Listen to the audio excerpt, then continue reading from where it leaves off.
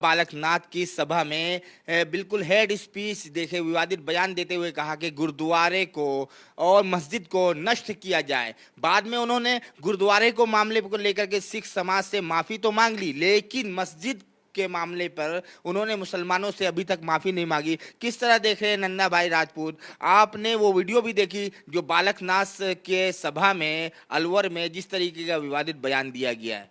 जी बिल्कुल। पहला नंबर तो ये देखो, ये वाला वीडियो,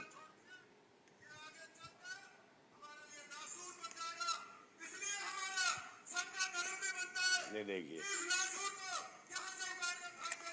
समझे? मस्जिद गुरुद्वारे इनके लिए नासूर हैं। अब इसको बंद कर देते हैं, हम जवाब देते हैं आपका। जी, आपने क्या सवाल पूछा, आप बताओ। मस्जिद को गुरुद्वारे को नष्ट कर दिया जाए, वो नासूर है। संदीप दाइमा बीजेपी लीडर ने विवादित बयान दिया है कि और उसके बाद जो उन्होंने माफी तो मांगी है, लेकिन गुरुद्वारे के मामले को लेकर के गुरुद्वारे के मामले को सिख समाज से माफी मांगी है, लेकिन अभी तक मस्जिद को नष्ट करने की बात पर मुसलमानों से माफी नहीं मांगी है। भाई ये कौन होता है मंदिर गुरुद्वारा या और चीज़ों को नष्ट करने वाला? ये कुछ भी भूतनी के बोल देते हैं, बाद में माफ़ी मांगते हैं, फिर कह रहे हैं, बाद में दिखा रहे हैं कि हमने मदरसों के खिलाफ बोला है, मस्जिद के खिलाफ बोला है। ये कौन सा संविधान और कौन सा लोकतंत्र आज़ादी देता है इसको भूतनी वाले को? मैं कह रहा हूँ चुनाव आयोग कहाँ बैठा है, समझे? संविधान के रक्षक कहाँ बैठे हैं? कहाँ गए? कहाँ गई ईडी? कहाँ गई सीबीआई? कहाँ गई? ये सब कहाँ गई भाई, ये बताएं मुझे। मगर ये जो बयानबाजी जो चल रही है ना, ये कुकुरमुत्ते हैं वो। ये भूतनी वालों ने एक भी विकास नहीं करा भारत के अंदर। जो विकास की बात बता सकें कि विकास ये करा भारतीय जनता पार्टी ने, पूरे देश के अंदर कहीं विकास नहीं है। पूरे देश में उजाड़ मचा रखा है इन भूतनी वालों ने। दो दो कौड़ी के लोग हैं, इन्हें जेल में डाल देना चाहिए। इन भूतनी वालों खुला छोड़ रखा है, जिनको यह अकल नहीं है, समझ नहीं है। कह रहे मेरे को पता नहीं मैं क्या बोल गया। अबे तो इलाज करा पागल खाने में जाके, से भर्ती क्यों नहीं करते हैं? हेट स्पीच क्यों दे रहे हो भाई? हेट स्पीच के मामले में मोहम्मद आजम खान साहब को कितने महीने उसे अंदर करा दिया, उन्हें सड़ा दिया अंदर, और उसके बाद बाइज्जत बरी हुए। तो इसको कौन बंद करेगा? इसको कौन है दाइमा फाइमा है, उठाई गिरा ये, इसको बंद करा जाए। ये कुछ भी करेगा, देश के संविधान का मजाक बना रहा है। इस देश के अंदर हर एक धर्म मजहब जाति पाति के लोग रहते हैं। आप किसी की आस्थाओं को इस प्रकार ठेस पहुंचाएंगे? और आस्थाओं की राजनीति पे, राजनीति में आए भूतनी के, धर्म मजहब की राजनीति कर करके आए, बार बार वही धर्म मजहब और ये लेके सिखों के पीछे पड़ गए। ऐसे किसान आंदोलन में सिखों को आतंकवादी कहा, देशद्रोही कहा किसानों को, तो इन्हें कौन समझाएगा? अब मुसलमानों के पीछे पड़ गया। मैं मुसलमानों के पीछे मुसलमान कौन, तेरा जीजा है क्या? भूतनी का आ गया, कहाँ कहाँ से गए? और सरकार पता नहीं कहाँ सोई बैठी है। चुनाव आयोग कहाँ बैठा है? राजस्थान सरकार क्यों नहीं उठा के बंद करती इसको, भूतनी वाले को? नहीं करेगी, चुनाव का दौर है, सबको वोट चाहिए, वोट। भूतनी वालों, कानून कहाँ गया? तुम्हारे पिछवाड़े में घुस गया है। कोई भी जो भी आएगा, जो भी उठाई गिरा जाए, जिस मर्जी को गाली दे देगा। तो कानून का राज नहीं, जंगल राज है। ये कांग्रेस भी भूतनी वाले जानबूझ के बुलवाते हैं, कांग्रेसी भी और भाजपा वाले सेम है, दोनों एक जैसे। भूतनी वालों, तुम्हारी माँ की हो जिंदाबाद। पहले बात सुन लो, पहले तो ईवीएम बंद होनी चाहिए। जिस दिन ईवीएम बंद हो जाए ना, कांग्रेस भाजपा नजर नहीं आएगी। यही दो पार्टियां हैं जो कहीं मुसलमानों को डराती है, कोई हिंदू को डराती है, उसी में राजनीति करते हैं। भूतनी का विकास बताए ना क्या दिया पिछले 75 साल में? ना कांग्रेस ने दिया, ना भाजपा ने दिया विकास, सिवाय विनाश के अलावा। हिंदू मुसलमान जात पात, यही इसी को लेके इन्होंने हड़कंप मचा रखा पूरे देश के अंदर। विकास कहीं नहीं है, बलात्कार हो रहे हैं जगह जगह, बहन बेटियों की इज्जतें लुट रही है, मॉब लिंचिंग हो रही है लोगों की। अब तो खुले मंचों से मॉब लिंचिंग हो रही है। वहां योगी आदित्यनाथ बैठा हुआ था, उसके सामने हो रही है मॉब लिंचिंग। हैरत की बात तो यही है नंदा जी कि योगी आदित्यनाथ इतने बड़े जो राज्य के सीएम, उनके निगरानी में उनकी जो सभा में मौजूद थे, लेकिन जब इस हेट स्पीच दिया गया, विवादित बयान कि गुरुद्वारे को नष्ट किया जाए, मस्जिद को नष्ट किया जाए, देखिए तो इनकी नासूर बताया गया है यार। ये तो इनके अंदर की हैमानियत दिखाती है कि इनके दिल में कितना सिखों के प्रति प्रेम है, मुस्लिमों के प्रति प्रेम है। तो मैं तो कह रहा हूँ, दलित पिछड़ों और अल्पसंख्यक समाज के लिए इनके अंदर में जो लाभा भरा पड़ा है, भेड़िए हैं, ये आतंकी हैं, ये उग्रवादी हैं, देशद्रोही हैं। अब बताओ क्या करोगे मेरा? जब तुम्हारे मंच पे तुम्हारे लोग ऐसे बोले तो उग्रवादी नहीं हो तुम? और फिर उसके भाषण के बाद तालियां पीट रहे हो। या तो मुख्यमंत्री मूर्ख है बिल्कुल, जिसे संविधान के बारे में पता नहीं, देश के अधिकारों के बारे में पता नहीं है। ताली पीटने की जगह जब भी उतरता दुकान पे देता भूतनी वाले के दाई माँ फाई माँ के। नंदा भाई राजपूत, आप बताइए, गुरुद्वारा हो या एक चर्च हो या मस्जिद हो, ये नासूर है? आप क्या देखते हैं, क्या समझते हैं, आपकी नजर में नासूर है? यार एक बात बताओ, घर किसी का भी हो, किसी का भी घर हो, चाहे हमारा घर हो या किसी का भी घर हो, घर नासूर है तो एक बात बताओ, तुम कहाँ रहते हो? आप मुझे बताओ, नासूर में क्यों रहते हो? कहीं रहो जंगलों में जाके रहो। भूतनी क्यों मंचों से काय को बोलते हो? माइकों से काय को बोलते हो? बिना माइक के बोलो ना। पाखंडवादी लोग हैं। आप मुझे बताओ, ये पाखंडियों ने दिया क्या इस देश को? है कौन से चमत्कार से कोई माइक बना दिया क्या? माइक किसने बनाया? विज्ञान ने। कैमरा किसने बनाया? विज्ञान ने। तो माइक का इस्तेमाल क्यों करते हैं? भूतनी वालों मत करा करो माइक का इस्तेमाल।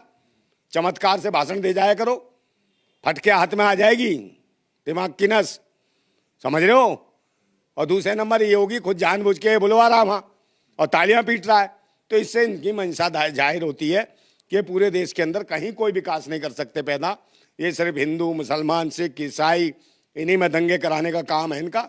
ये दंगा कराओ अभियान चला रखा है इन्होंने। लेकिन नंदा भाई राजपूत, एक सवाल है, जब भी इलेक्शन आता है इस तरीके के विवादित बयान जो है बिल्कुल बयानों का तूल पकड़ लेता है, यानी कि एक रिवाज सा चला जाता है। जैसे कि अभी अलवर में, राजस्थान में चुनाव है, मध्य प्रदेश में चुनाव है, लेकिन राजस्थान के अलवर जिले में इस तरह के विवादित बयान पर कौन लेगा संज्ञान? इस तरह के विवादित बयान पे कौन करेगा कार्रवाई? कौन लगाएगा प्रतिबंध? कोई है क्या? किस तरह देख रहे हैं आप इन बातों को? कौन लेगा संज्ञान? इनको नहीं, भूतनी वालों को ज्ञान। चाहे चुनाव आयोग हो, कौन करेगा कार्रवाई? कौन पड़ा है बीमार, कौन देगा दवाई? कोई गवाही नहीं, कोई कुछ नहीं। जहां मर्जी ठोंक देते हैं, गोली मरवा देते हैं कोर्ट की अदालत में किसी को भी। ये तो तानाशाही है योगी की। और पूरे देश में देख रहे हो क्या हालत है? मॉब लिंचिंग के नाम पे लोग मार दिए जाते हैं। संविधान कहीं ना, संविधान खतरे में है। इनके शासन में संविधान की प्रतियां जलाई जाती हैं। ये हालत है जंतर मंतर पर। इनके शासन में देश के सेना के जवान आत्महत्या करते हैं जंतर मंतर पर, राष्ट्रीय धरना स्थल पर। इनके शासन में सेना के जवानों की धर्म पत्नियों को निर्वस्त्र करके घुमाया जाता है, उनका बलात्कार किया जाता है, रेप किया जाता है इनके शासन में। इनके शासन में महाकाल की नगरी, साक्षात भोलेनाथ की नगरी में एक मासूम दलित 13 साल की बच्ची का बलात्कार किया जाता है और उसको निर्वस्त्र घूमने पे छोड़ दिया जाता है। उसका ब्लड बहता रहता है। तब भूतनी के मर क्या जाते, इनकी माँ की हो। भूतनी वालों, धर्म के नौटंकी ठेकेदार बनते हो, पाखंडी हो। मैं फिर एक बात कहता हूं कि ये जो धर्म मजहब के पाखंड का, ये जो धर्म मजहब के पाखंड का जो धुआं धुआं सा उठ रहा है, ये जो धर्म मजहब के पाखंड का कहीं धुआं धुआं सा उठ रहा है, कहीं मेरी भारत माता घुट तो न जाएगी, कहीं मेरी भारत माता घुट तो न जाएगी। और ये जो भगवा भगवा भगवा भगवा भगवा सी लपटें उठ रही हैं, कहीं मेरी भारत माता जल तो न जाएगी, कहीं मेरी भारत माता जल तो न जाएगी। हम क्रांतिकारी, हम क्रांतिकारी, दिल में आग और हाथ में क्रांति की मसाल लेके फिरते हैं। दिल में आग और हाथ में क्रांति की मसाल लेके फिरते हैं। वो भगवाधारी तथैयो, वो भगवाधारी तथैयो, भगवाधारी तथैयो, तुम क्या मेरी भारत माता को जलाओगे? तुम क्या मेरी भारत माता को जलाओगे? इस क्रांतिकारी की मसाल के आगे आगे ना जल के राख और खाक हो जाओगे। भूतनी की हो, तुम्हारी माँ की हो। जिंदाबाद। सुन रहे हो मेरी बात? और देश का क्या कर रखा? देश को चाहिए शिक्षा, स्वास्थ्य, रोजगार, सुरक्षा। महंगाई से लड़ने की जरूरत है। मरिए भूतनी के इनके घर परिवार बच्चे हों तो करेंगे कुछ? सब उठाई गुरे लुच्चे लफंगे आ गए, भिकमंगे, जिन्होंने अपना घर नहीं पाल सके, है अपनी बीवियों को नहीं रख सके, एक सरपस्ती नहीं दे पाए किसी को। ये भिकमंगे झोली मांग मांग के भीख मांगने निकल गए तो देश चलाएंगे? जिन्हें भीख मांगने का तजुर्बा, भिखारी बनाएंगे देश को? क्या लगता है संदीप साईमात, जिन्होंने ये विवादित बयान दिया है कि मंदिर गुरुद्वारा नष्ट करो, मस्जिद नष्ट करो, गुरुद्वारे पे तो माफी मांग ली, मस्जिद पे माफी नहीं मांगी मुसलमानों से, तो क्या लगता है कि इन्हें सजा हो पाएगी? इन पे एक्शन अभी तक लिया नहीं है, क्या लिया जाएगा? देखिए, जो सरकार है, केंद्र सरकार है, केंद्र सरकार की जो मंशा है, मेरी बात सुन लीजिए, जो उनका दिमाग है अपना धर्म और मजहब के नाम पे जो दिमाग है उनका, भूतनी वालों का, समझे, वो तो वही करा रहे हैं। और उसमें चुनाव आयोग क्या करेगा, गृह मंत्रालय क्या करेगा, सब सरकारें इनकी उनकी मर्जी से हो रहा है। मर्जी से गाली दिलवाई जा रही है, बाद में माफी मांग लेते हैं भूतनी के, समझे। उससे ये फायदा करना चाहते हैं उकसा के पब्लिक को, भले कल कोई बम फेंक दे गुरुद्वारे में।